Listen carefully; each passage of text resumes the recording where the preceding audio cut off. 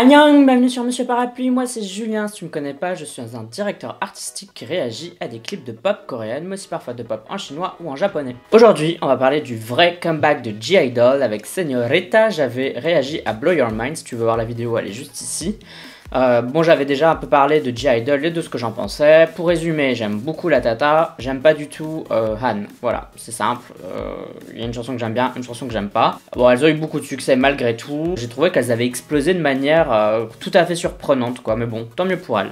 Comme d'habitude, ce sera mon avis à la première écoute. Si j'aime bien, je dirai pourquoi. Et si j'aime pas, je dirai pourquoi aussi. Mais sache que mon avis n'est jamais fixé, comme avec la Tata. La première fois, j'avais pas trop aimé. Et après, j'avais adoré. Allez, c'est parti. 3, 2, 1... Soyeon, il aimait bien en avant, hein, normal.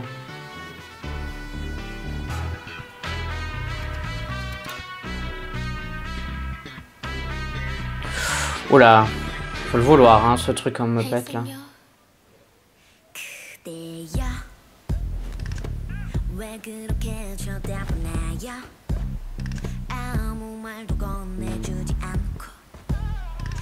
Ah, les couleurs sont jolies là. Ça fait un peu Versace.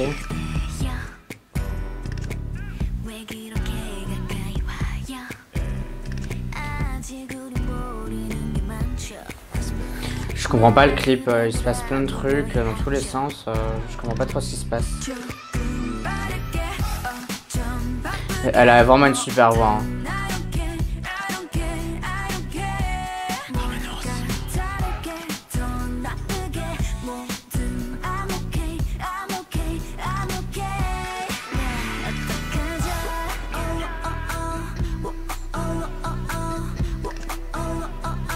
C'est quoi ce truc?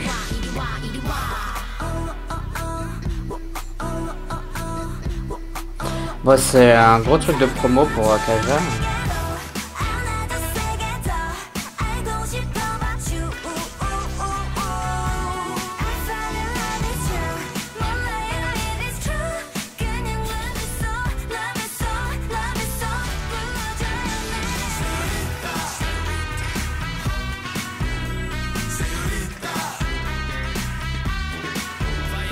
J'aime pas du tout les voix masculines qu'on entend. Je pense qu'elles auraient très bien pu le faire avec leur voix à elles, et je sais pas pourquoi c'est dedans. C'est vraiment dommage d'avoir fait ça. Bon, en gros, elles sont toutes en train de crever, quoi. Enfin, deux doigts de crever et elles évitent des catastrophes. C'est Destination Finale, quoi, version K-pop. Mais sinon, les scènes sont sympas, elles sont bien filmées.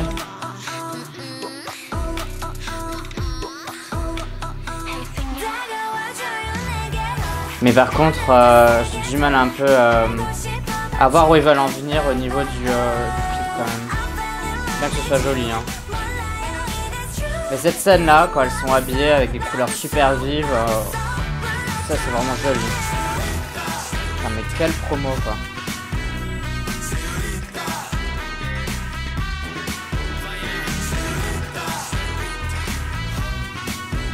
Ça c'est joli. Cette scène-là est très jolie.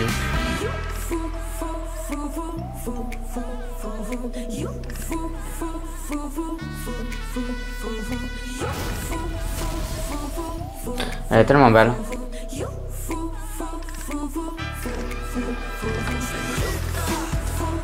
Mais ça fait très cube, hein. On reconnaît le style de la cube. Après, je sais pas si c'est un style glorieux ou pas, quoi. Ouais, ça dépend des goûts, quoi.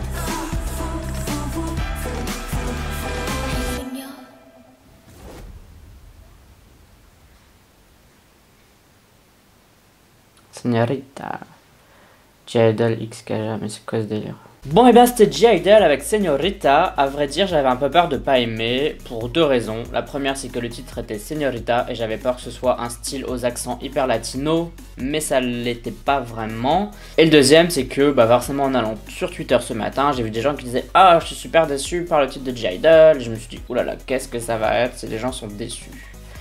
Ah bah j'ai bien aimé la chanson, franchement un peu du mal, je pense que c'est le clip qui m'a un peu induit en erreur. Honnêtement le clip, il est aussi bien qu'il est vraiment mauvais en fait. Franchement il y a des super bonnes idées, des super bonnes scènes et qui sont pas assez exploitées. Et après tout le reste ça fait un peu cheap en fait.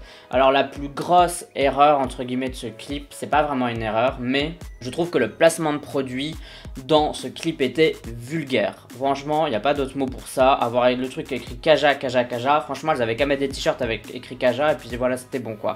Genre là, c'était vraiment ah regardez, ah regardez, ah regardez, ah mon paquet de chips, ah mon make-up, enfin bon.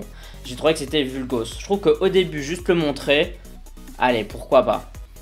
C'est du placement de produit, il faut le montrer. Mais il y a plein de manières de faire du placement de produit qui peut être fait avec goût, sans que nous-mêmes on le remarque spécialement. Mais là je suppose que c'était ce qu'a demandé la marque, c'était de montrer le truc en gros quoi.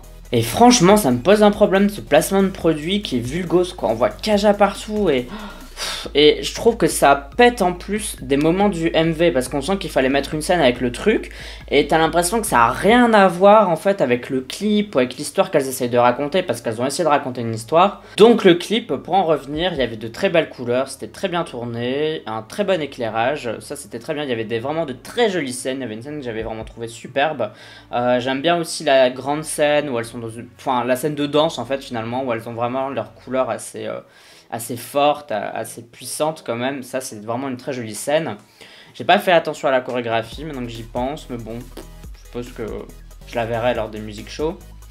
Mais par contre, on sent qu'elle raconte une histoire et j'ai du mal à comprendre l'histoire qu'elles essayent de raconter. Je pense qu'il y a vraiment un truc qui se passe pas bien au niveau du storytelling dans ce clip et je pense que c'est parce qu'il y a trop d'informations et il y a aussi ce découpage à cause de ce placement de produit à la con. Enfin bon, soit je vais pas parler un milliard d'années dessus, vous avez compris que c'était pas bien fait selon moi. Mais vraiment le clip on sentait qu'il y avait une histoire intéressante, genre elles sont à deux doigts de crever, genre elles évitent à chaque fois la mort, enfin en tout cas la catastrophe. En tout cas c'est ce que j'ai compris, ça semble que c'était pas ça du tout. Et à la fois il y avait certaines scènes où c'était bien écrit, raconté, et puis à d'autres moments tu comprenais pas trop bien ou pourquoi elles se rejoignent, etc. Tel membre évite une catastrophe, puis elles dansent ensemble, puis une autre membre évite une catastrophe, ou il y en a une qui tombe, donc t'as l'impression qu'elle évite pas la catastrophe, mais elle meurt pas quand même, parce que bon quand même on va pas les faire mourir. Enfin, vous voyez c'était un peu confus quoi. Donc l'idée était bonne, l'exécution aurait pu être meilleure, mais au niveau chanson, la chanson à elle seule j'ai vraiment bien aimé. C'est peut-être pas aussi fort que la Tata, mais pour moi ça vaut Han et de loin. Franchement, c'est même mieux. C'est largement mieux que Han, de toute façon Han j'avais pas aimé. Et je trouve que franchement elle a du corps et ça va dans ce qu'elles font. C'est pas genre ouf, mais c'est loin d'être mauvais non plus. J'ai vraiment bien aimé cette chanson, je vais sans doute la mettre dans une playlist parce que j'ai envie de la réécouter là maintenant. Donc voilà. Bon et toi, donne-moi ton avis, dis-moi qu'est-ce que tu as pensé de ce titre, de ce comeback de G-Idol. Tout ça tu peux me le dire dans la communauté du parapluie, c'est-à-dire les commentaires sur YouTube. Mais tu peux aussi me suivre sur Twitter, Instagram, Amino et sur Sming. Tout ça bien sûr sous couvert de bienveillance. Tu me suis si t'en as envie, uniquement si t'en as envie. N'oublie pas de voter au K-Charts de la semaine, c'est un classement de musique coréenne que je fais chaque semaine dans laquelle tu peux voter pour tes chansons préférées. Pour voter tu as le lien en description de cette vidéo et si tu veux voir à quoi ça ressemble je te mets le lien de la vidéo juste ici. Pour moi en tout cas ce sera tout pour cette review de G-Idol, on se dit à la prochaine, bye bye bye bye, annyeong.